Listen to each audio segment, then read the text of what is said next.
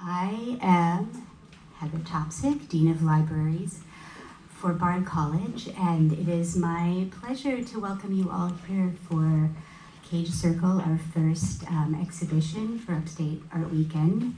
And I'm going to start with a little bit of housekeeping.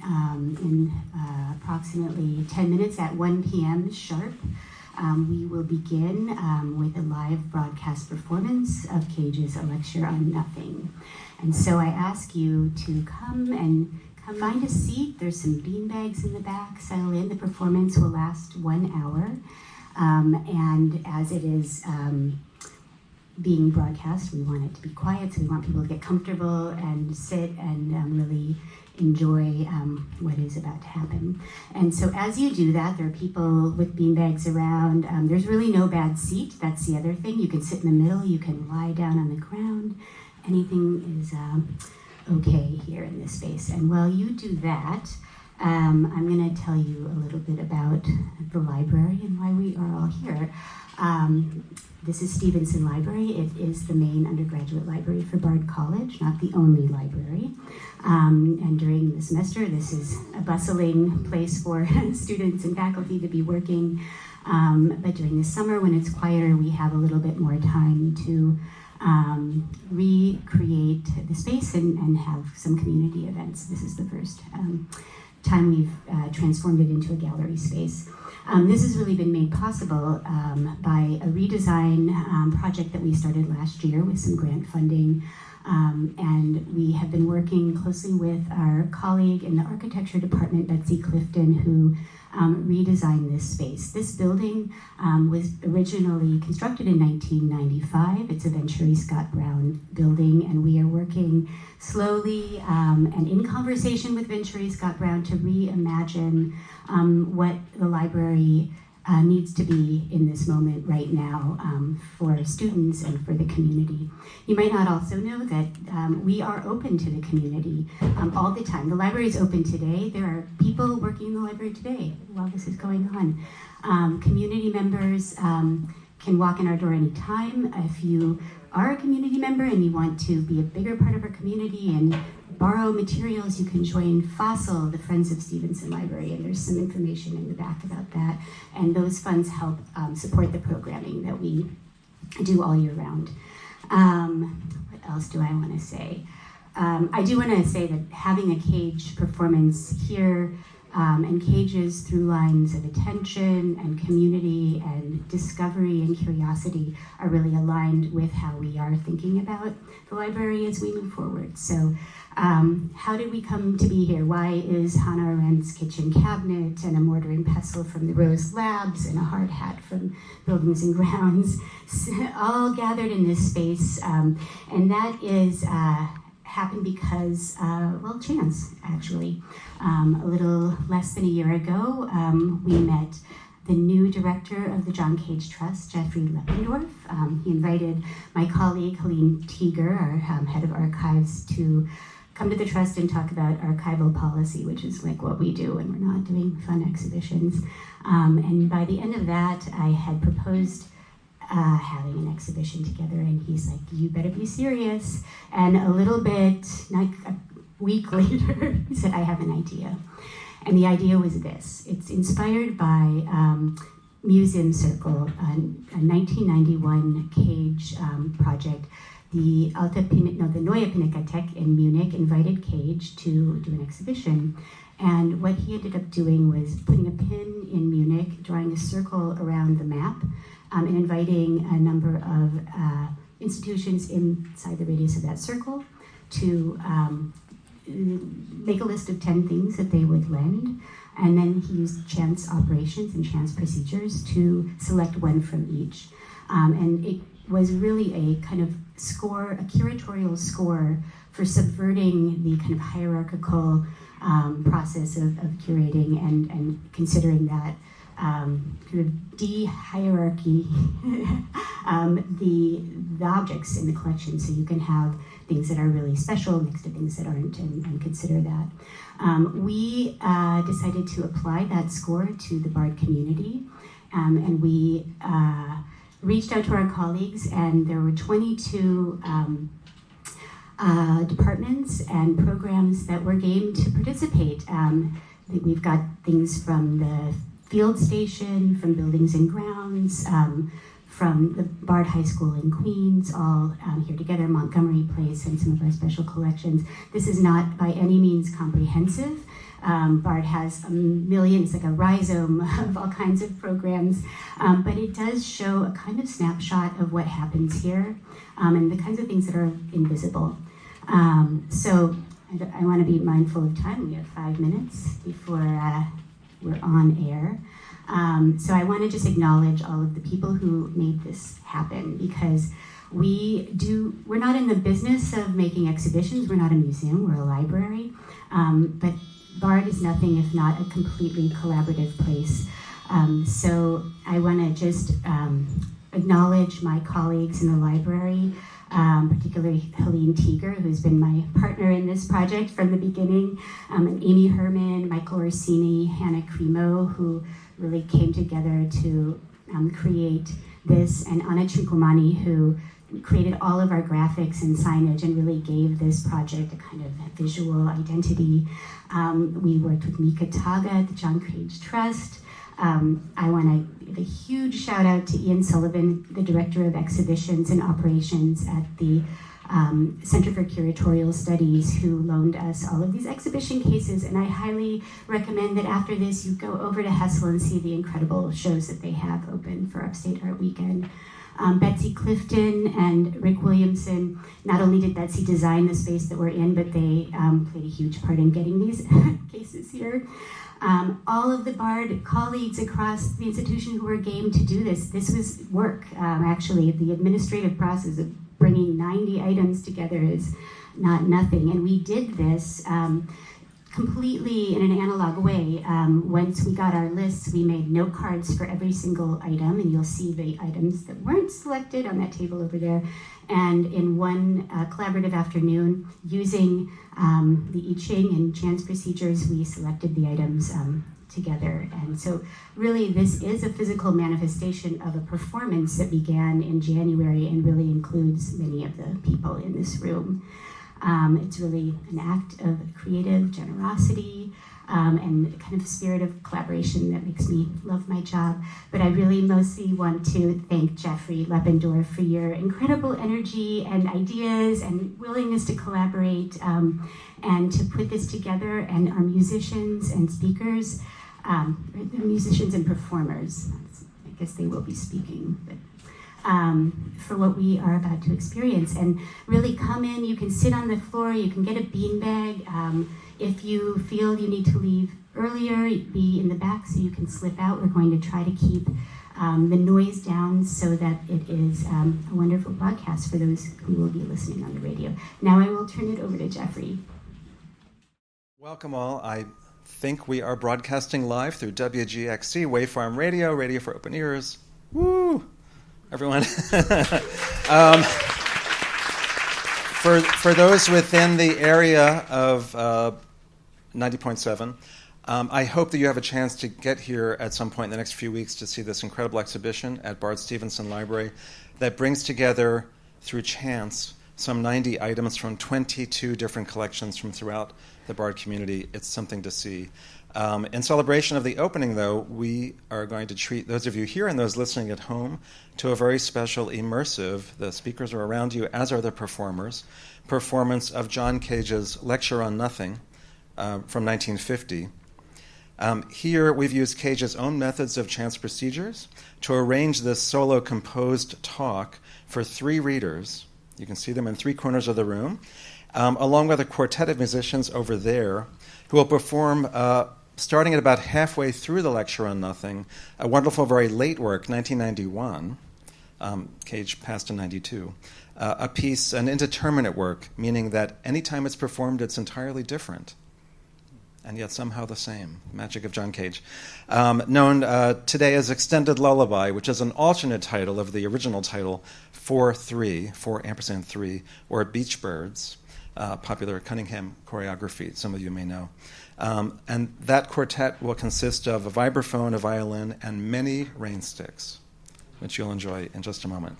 So the lecture on nothing might seem at first like a lecture, and it is. He tells you it's a composed talk. But it is also really a musical composition. Just imagine that the words you're hearing could be notes. It's otherwise composed like a piece of music. Cage tells us that there is a micro-macro structure to the piece, using their proportions, and don't worry if you're not following the math here, but 7 plus 6 plus 14 plus 14 plus 7.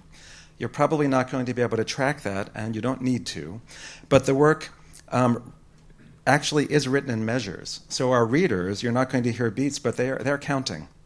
Our poor readers are counting away to perform this piece. I'm sure all of you know that 7 plus 6 plus 14 plus 14 plus 7 equals, everybody? 48. Yeah, very good. Those at home, everyone mouthed 48 here in the audience. The first unit of that work, well, I should say that, so there's 48 measures in what makes the first little unit of the piece. Then Cage has 48 of those that make the whole work. And what makes it micro-macro is that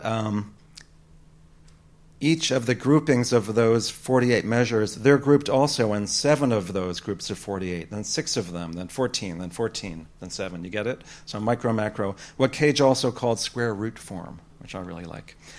4 of the 5 large sections, we'll get to the text now, are on topics of music composition. You'll hear him talk about form, structure, materials, and method. That's sections 1, 2, 3, and 5. We'll get to 4 in a sec. Throughout these sections, you'll hear various thoughts about music, some autobiographical statements, some charming anecdotes. You'll even hear what might sound like a little folktale or perhaps a Zen story. At the time that Cage wrote this, he had been reading a lot of Japanese haiku and about Zen Buddhism, where he recognized a spiritual structure for the ways he had in many ways already been thinking and composing. So they came together.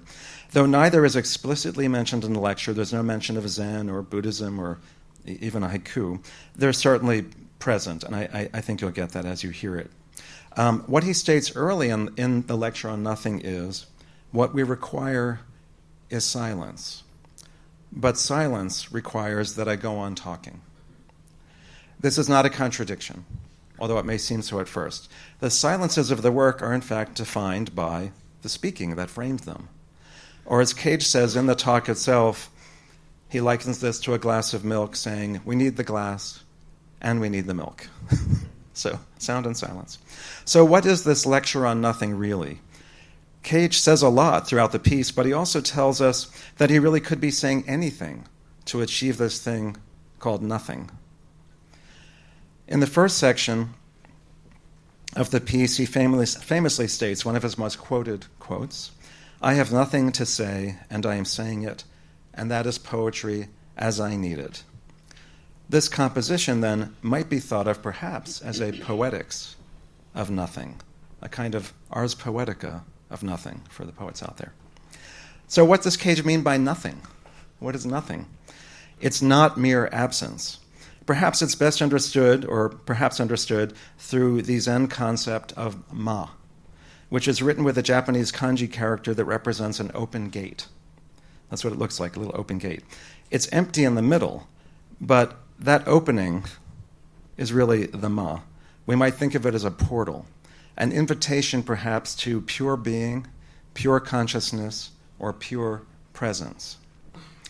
And now a bit about the famous or infamous 4th section of the lecture on nothing. As you'll hear, it's extremely repetitive. It might be hard for some of you to withstand. I love it. It's my favorite part, and more with each time I hear this performed. When the work was first performed in 1950 at Robert Motherwell's art studio on 8th Street in New York City, the mosaic artist Jean Reynal stood up, I assume during this section, and loudly proclaimed, "John, I dearly love you, but I can't bear another minute," and stormed out. Cage continued calmly performing the lecture on nothing. I hope none of you will, if you do feel the urge, please try to refrain if you can. But you all do you. That's why we're here. Section 4 repeats a number of lines over and over and over and over and over and over again. Each of these repetitions of several lines begins with, here we are now.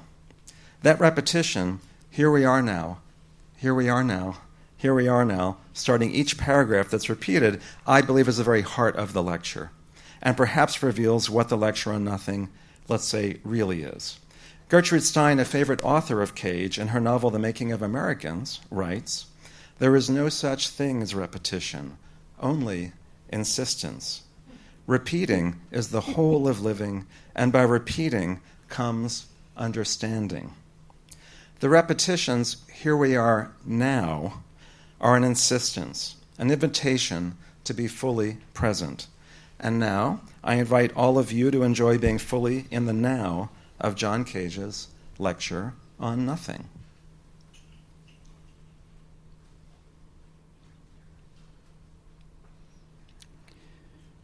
I am here now, and there is nothing to say.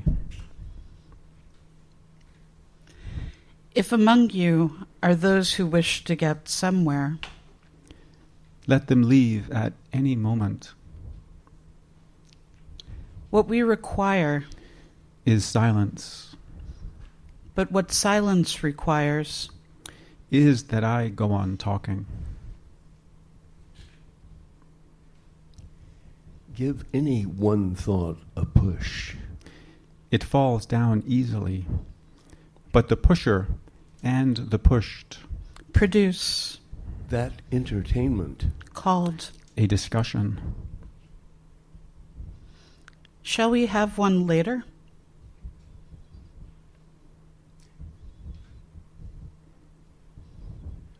Or We could simply decide, not to have a discussion.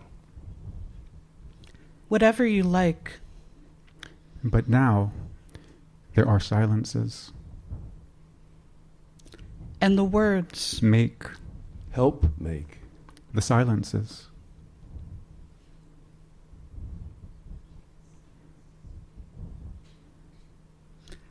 I have nothing to say, And I am saying it. and that is poetry. As I need it.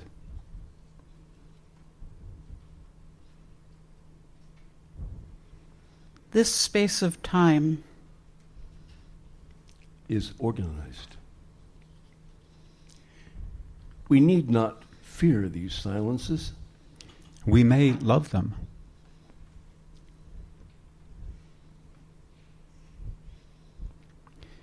This is a composed talk, For I am making it.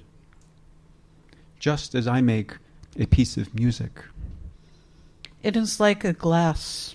of milk, We need the, glass. and we need the milk. Or again, It is like an Empty glass. into which at any moment, Anything may be poured. as we go along, who knows? An idea may occur in this talk. I have no idea whether one will. or not, If one does, let it regard it as something seen, momentarily. As though from a window. while traveling. If across Kansas, Then, of course, Kansas. Arizona is more interesting, almost too interesting. especially for a New Yorker, who is being interested in spite of himself? in everything. Now he knows he needs. The Kansas in him. Kansas is like Nothing on earth. And for a New Yorker, Very refreshing. it is like an empty glass. nothing but wheat. Or is it corn? Does it matter which? Kansas. Has this about it. At any instant, One may leave it, and whenever one wishes, one may return to it. or you may leave it Forever. and never return to it. For we possess nothing.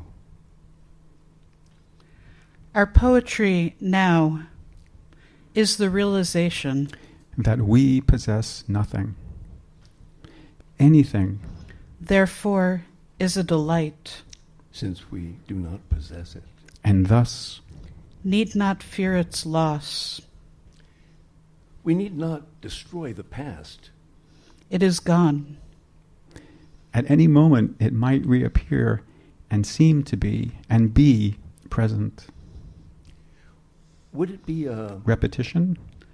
Only if we thought we owned it. But since we don't, It is free. and so are we. Most anybody knows about the future and how uncertain it is.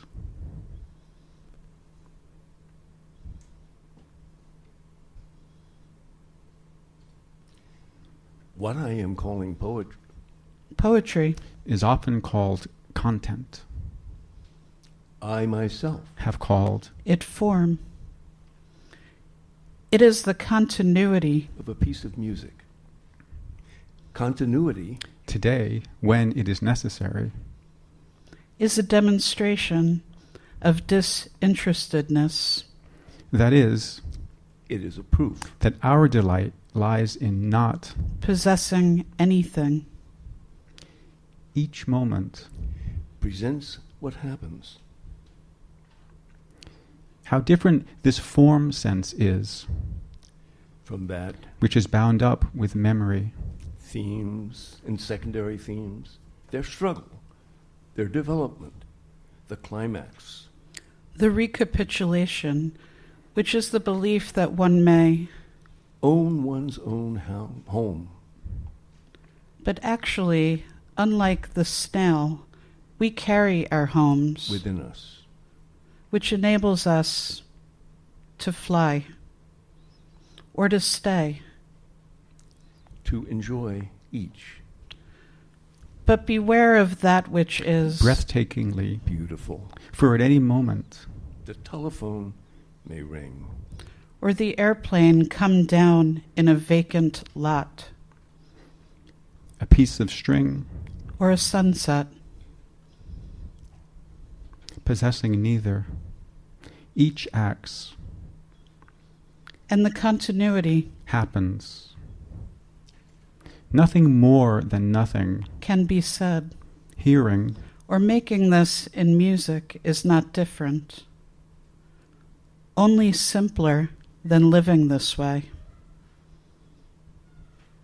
Simpler, that is, for me, because it happens. that I write music. That music is Simple to make comes from one's willingness to accept. the limitations, Of structure. Structure is simple. because It can be thought out, figured out, measured, It is a discipline. which, accepted, in return accepts whatever, even those rare moments, Of ecstasy. which As sugar loaves train horses, train us to make what we make. How could I better tell what structure is than simply to tell, about this. This talk which is contained within a space of time, approximately 40 minutes. long.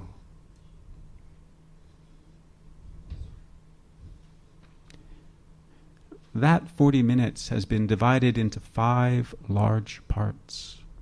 and each unit Is divided, likewise subdivision, involving a square root. Is the only possible subdivision which permits this macro cosmic Rhythmic structure, which I find so acceptable. and accepting. As you can see, I can say anything. It makes very little difference, What I say, or even how I say it. At this particular moment, we are passing through the fourth part, of a unit which is the second unit in the second large part of this talk. it is a little bit like passing through Kansas. This now is the end of that second unit. Now begins the third unit. of the second part. Now the second part of that third unit. Now its third part.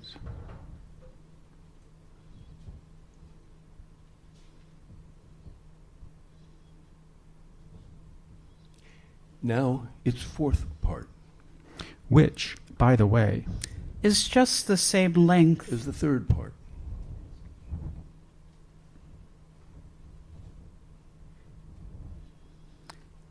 now the fifth, And last part. you have just experienced The structure of this talk from a microcosmic point of view. from a macrocosmic point of view. We are just passing the halfway point in the second large part. The first part was a rather rambling discussion of nothing. Of form and continuity. When it is the way we now Need it. This second part, Is about structure, how simple it is. what it is, and why. We should be willing. to accept its limitations. Most speeches are full, Of ideas. This one, doesn't have to have any. but at any moment an idea. May come along. Then we may enjoy it. Structure, Without life Is dead but life. without structure. is unseen, Pure life. expresses itself Within, And through structure. Each moment is absolute. alive and significant.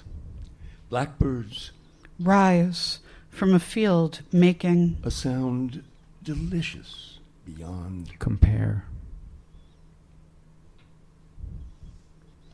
I heard them because I accepted the limitations of an arts Conference, in a Virginia girls' finishing school, which limitations allowed me, quite by accident, to hear the blackbirds as they flew up, and overhead, there was a social calendar. and hours for breakfast. But one day I saw a cardinal, and the same day Heard a woodpecker. I also met America's youngest, College president, However, she has resigned. and people say she is going into politics. Let her. why shouldn't she? I also had the pleasure Of hearing an eminent music critic Exclaim that he hoped he would live long enough. to see the end of this craze for Bach. A pupil once said to me, I understand, "What you say about Beethoven, and I think I agree. but I have a very serious question to ask you. How do you feel?" About Bach. Now we have come to the end of the part. about structure. However, it To occurs me to say more about structure. Specifically this, We are now at the beginning, of the third part, and that part is not the part devoted. to structure. It's the part. about material. But I'm still talking about structure.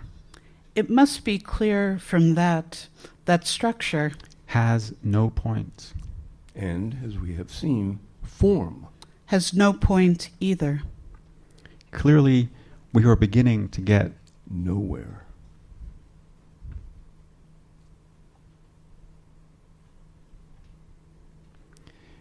unless some other idea crops up About it. That is all I have. to say about structure. Now about Material. Is it interesting? It is and it isn't. But one thing is certain. If one is making something, which is to be nothing, the one making must love. and be patient with the material. He chooses Otherwise, He calls attention to the material, which is precisely something. whereas it was nothing that was being made, or he calls attention to himself. Whereas nothing is anonymous. The technique of handling materials, is on the sense level, what structure as a discipline is on the rational level. A means of experiencing. nothing. I remember loving sound. Before I ever took a music lesson, And so we make our lives, By what we love. Last year, when I talked here, I made a short talk. That was because I was talking about something. But this year, I am talking about nothing and of course will go on. talking. for a long time.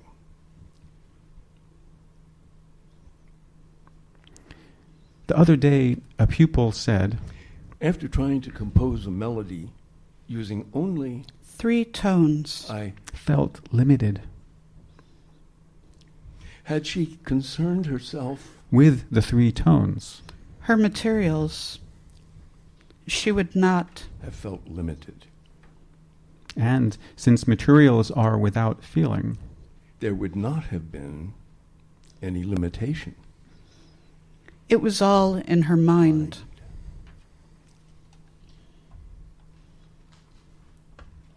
And whereas it belonged, in the materials,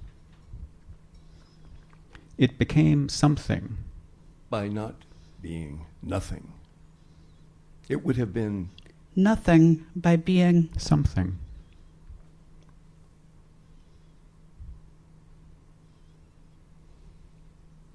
should one use the materials characteristic Of one's time? Now there's a question.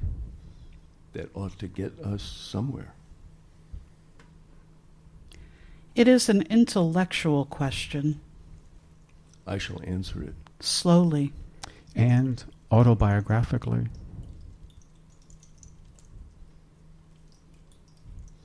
I remember As a child, Loving all the sounds, even the unprepared ones.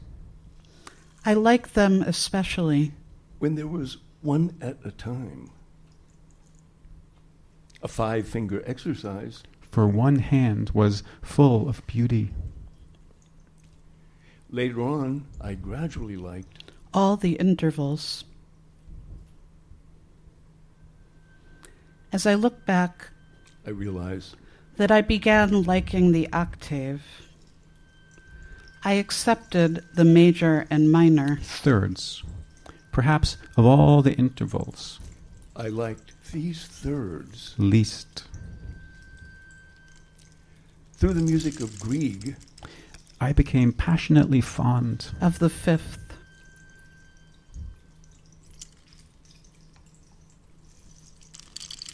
Or perhaps you could call it, puppy dog love.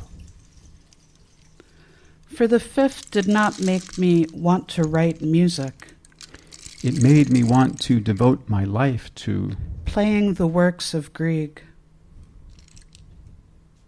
When later I heard, Modern music, I took like a duck to water to all the modern intervals, the sevenths the seconds. the tritones. and the fourth. I liked Bach too, About this time, but I didn't like the sound. of the thirds and sixths, What I admired in Bach was the way many things went together. As I keep on, remembering I see that I never really liked the Thirds. And this explains why I never really liked Brahms. modern music fascinated me. With all its modern intervals, the sevenths, the seconds, the tritone, and the fourth. and always, Every now and then, there was a fifth. And that pleased me. sometimes there were single tones, Not intervals at all. and that was a delight. There were so many intervals in modern music. That it fascinated me rather than that I loved it. And being fascinated by it, I decided to write it. Writing it at first, Is difficult. that is, putting the mind on it takes the ear off it. However, Doing it alone, I was free to hear that a high sound is different from a low sound. even when both are called by the same letter, after several years of working alone, I began to feel lonely. Studying with a teacher, I learned that the intervals, Have meaning. they are not just sounds. but they imply In their progressions, a sound not actually present to the ear. Tonality. I never liked tonality. I worked at it, studied it, but I never had any feeling for it. For instance, there are some progressions called, Deceptive cadences. the idea is this, Progress in such a way as to imply, The presence, of a tone not actually. present, then fool everyone by not landing on it. land somewhere else. What is being fooled? Not the ear. But the mind. The whole question is very intellectual. However, modern music, Still fascinated me. with all its modern intervals. But in order to have them, the mind had fixed it. So that no one had to avoid having progressions that would make one think of sounds that were not actually present. To the ear. Avoiding did not. Appeal to me. I began to see that The separation of mind and ear. had spoiled the sounds. That a clean slate was necessary. This made me not only contemporary, but avant-garde. I used noises. They had not been intellectualized The ear could hear them directly. and didn't have to go through any abstraction about them. I found that I liked noises Even more than I liked intervals. I liked noises. just as much as I had liked single sounds.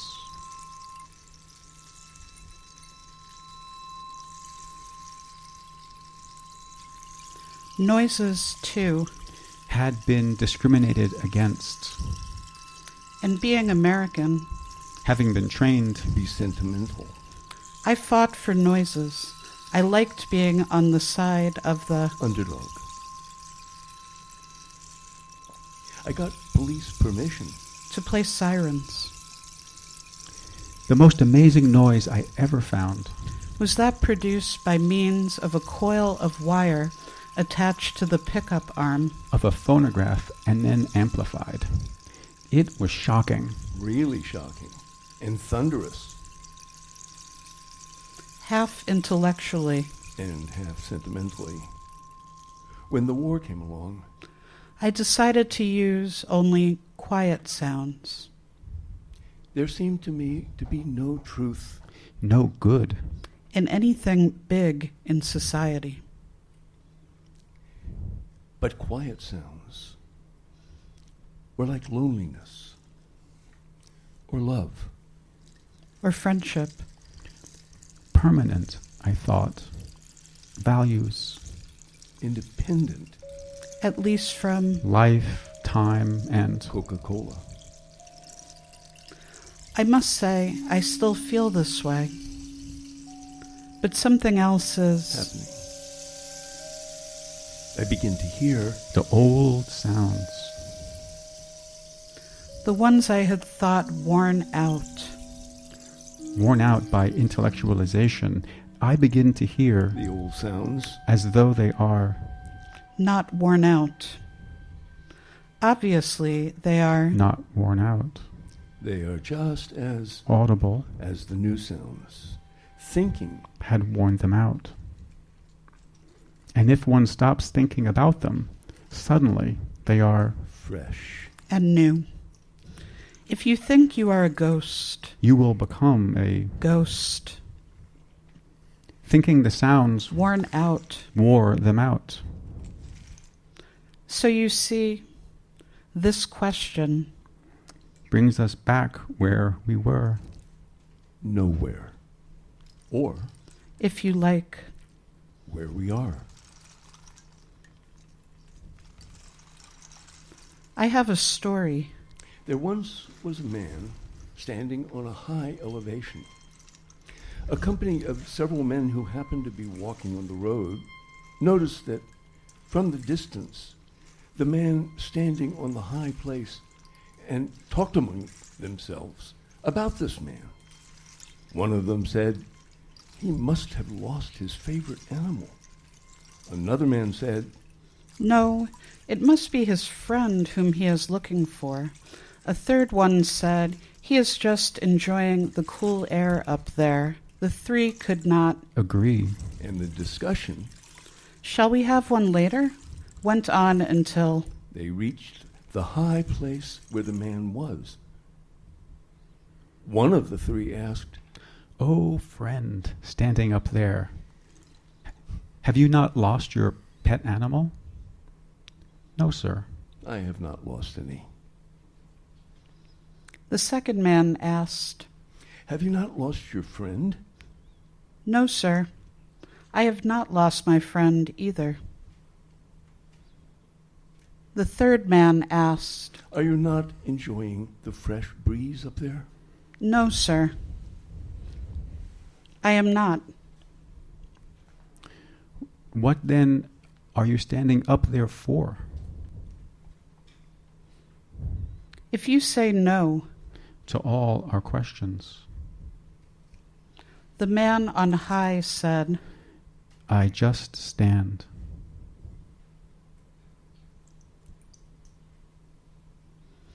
If there are no questions, There are no answers. If there are questions, then, of course, there are answers. But the final answer, Makes the question, seem absurd, whereas the questions up until then, seem more intelligent. than the answers. Somebody asked Debussy, how he wrote music. He said, I take all the tones there are, Leave out the ones I don't want and use all the others. Satie said, when I was young, "People told me, you'll see when you're 50 years old." Now I'm 50. I've seen nothing. Here we are now, At the beginning, of the fourth large part. Of this talk. More and more, I have the feeling that we are getting nowhere. slowly. As the talk goes on, we are getting Nowhere. And that is a pleasure.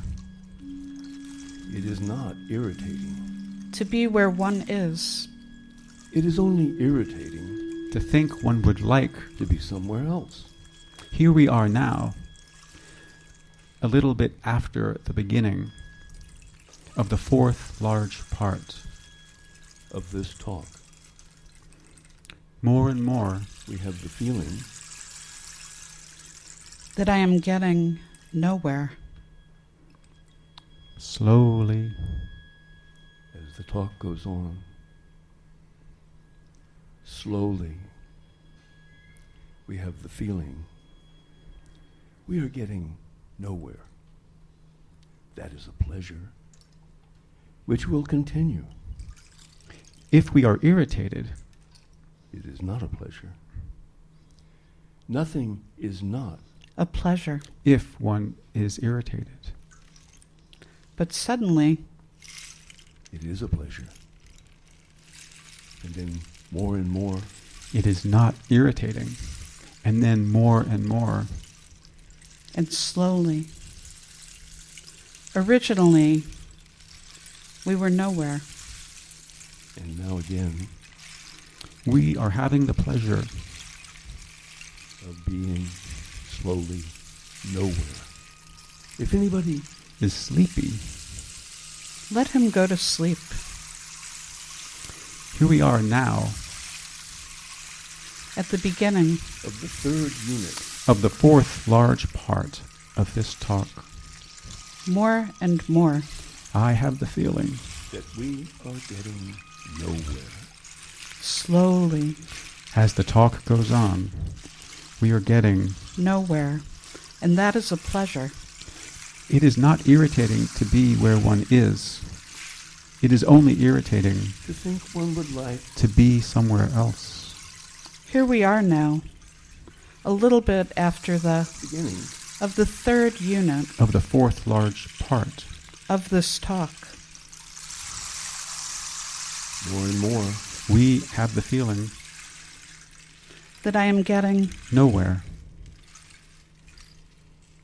Slowly, as the talk goes on, slowly, we have the feeling we are getting nowhere. That is a pleasure, which will continue. If we are irritated, it is not a pleasure. Nothing is not a pleasure. If one is irritated. But suddenly, it is a pleasure. And then more and more. It is not irritating. And then more and more. And slowly. Originally, we were nowhere. And now again, we are having the pleasure of being slowly nowhere. If anybody is sleepy, let him go to sleep. Here we are now, at the beginning of the fifth unit of the fourth large part of this talk. More and more, I have the feeling that we are getting nowhere, slowly. As the talk goes on, we are getting nowhere. And that is a pleasure. It is not irritating to be where one is. It is only irritating to think one would like to be somewhere else. Here we are now, a little bit after the beginning of the fifth unit of the fourth large part of this talk. More and more, we have the feeling that I am getting nowhere. Slowly, as the talk goes on, slowly, we have the feeling we are getting nowhere. That is a pleasure, which will continue. If we are irritated, it is not a pleasure. Nothing is not a pleasure if one is irritated. But suddenly, it is a pleasure. And then more and more. It is not irritating. And then more and more. And slowly. Originally, we were nowhere. And now again, we are having the pleasure of being slowly nowhere. If anybody is sleepy, let him go to sleep. Here we are now, at the middle of the fourth large part of this talk. More and more, I have the feeling that we are getting nowhere. Slowly, as the talk goes on, we are getting nowhere. And that is a pleasure. It is not irritating to be where one is. It is only irritating to think one would like to be somewhere else. Here we are now, a little bit after the middle of the fourth large part of this talk. More and more, we have the feeling that I am getting nowhere. slowly, as the talk goes on. slowly, We have the feeling we are getting. Nowhere, That is a pleasure. which will continue. if we are irritated, It is not a pleasure. Nothing is not. a pleasure. If one is irritated, but suddenly It is a pleasure. And then more and more, It is not irritating. and then more and more. And slowly, Originally, we were nowhere. And now, again, we are having the pleasure of being slowly, nowhere. If anybody sleepy. Let him go to sleep. here we are now, At the beginning of the 9th unit of the 4th large part of this talk. more and more. I have the feeling that we are getting nowhere. Slowly, As the talk goes on,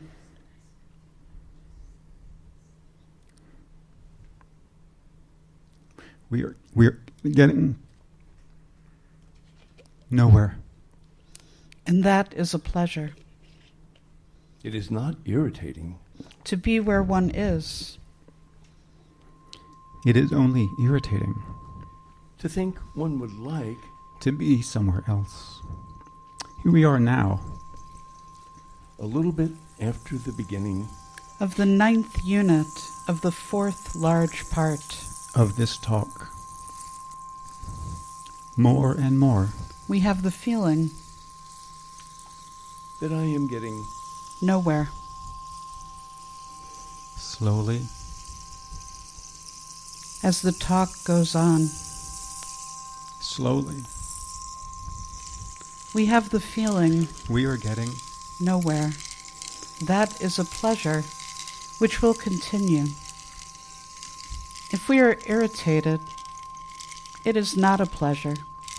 nothing is not, a pleasure. If one is irritated, but suddenly, it is a pleasure. And then more and more, it is not irritating. and then more and more. And slowly. Originally, we were nowhere. And now, again, We are having the pleasure. Of being slowly. nowhere. If anybody, Is sleepy. let him go to sleep. Here we are now, At the beginning, of the 11th unit Of the 4th large part. of this talk. More and more, I have the feeling that we are getting nowhere. slowly. As the talk goes on, We are getting nowhere. And that is a pleasure. it is not irritating to be where one is. It is only irritating to think one would like to be somewhere else. Here we are now, a little bit after the beginning of the 11th unit. Of the 4th large part of this talk. more and more. We have the feeling That I am getting Nowhere. Slowly, as the talk goes on. Slowly, we have the feeling we are getting nowhere. That is a pleasure. which will continue. If we are irritated, It is not a pleasure. Nothing is not. a pleasure if one is irritated. But suddenly, It is a pleasure. and then more and more, It is not irritating. and then more and more, and slowly, Originally, we were nowhere. And now, again,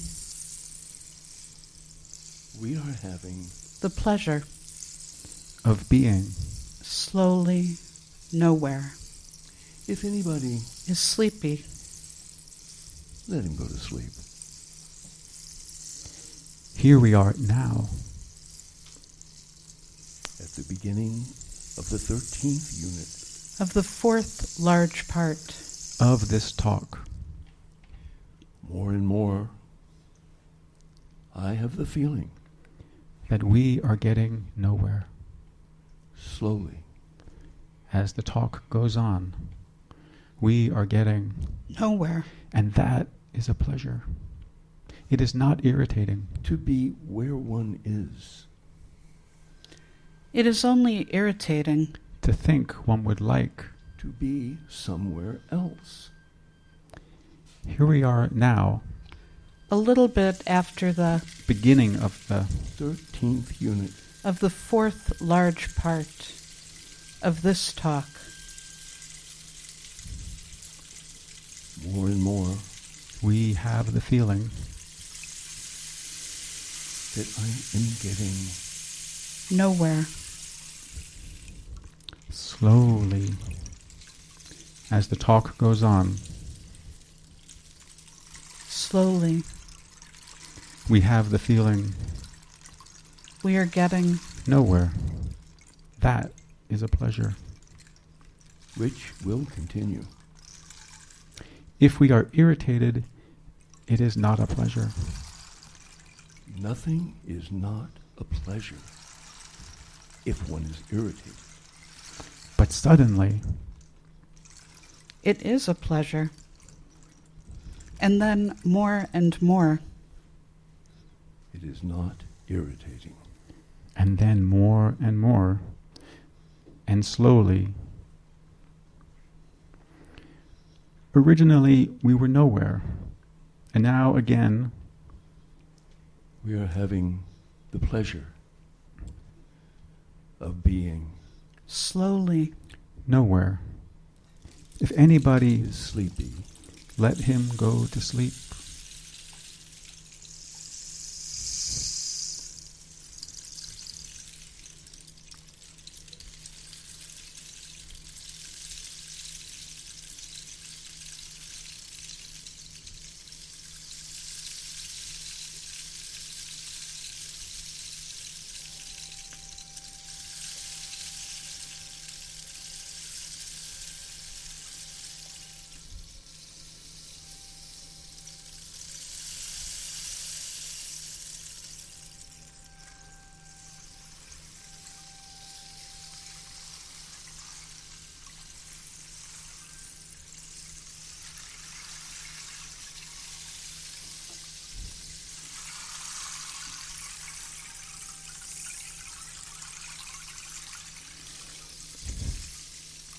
that is finished. Now, It was a pleasure.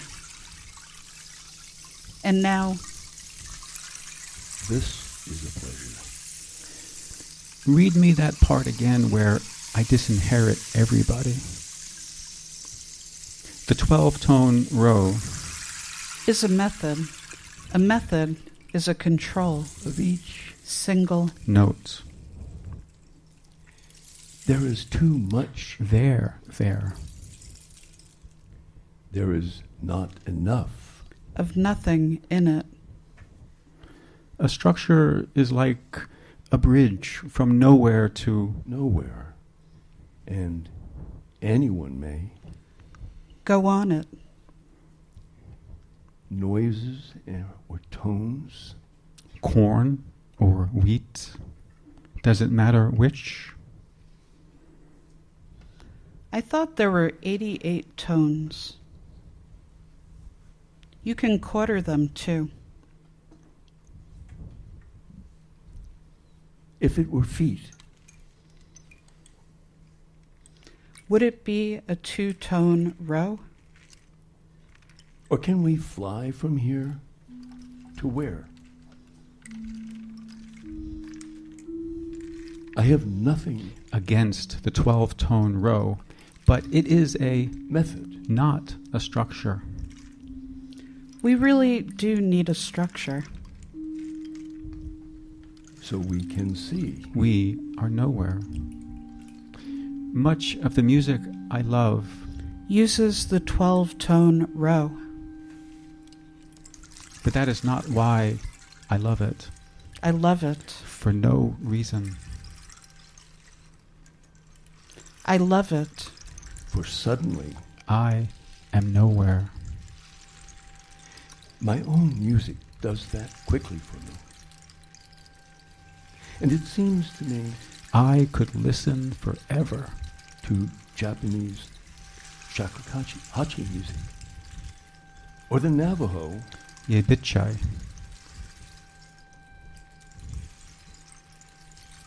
or I could Stand. sit, or Stand. Near Richard Leopold's full moon. Any length of time. Chinese bronzes. How I love them.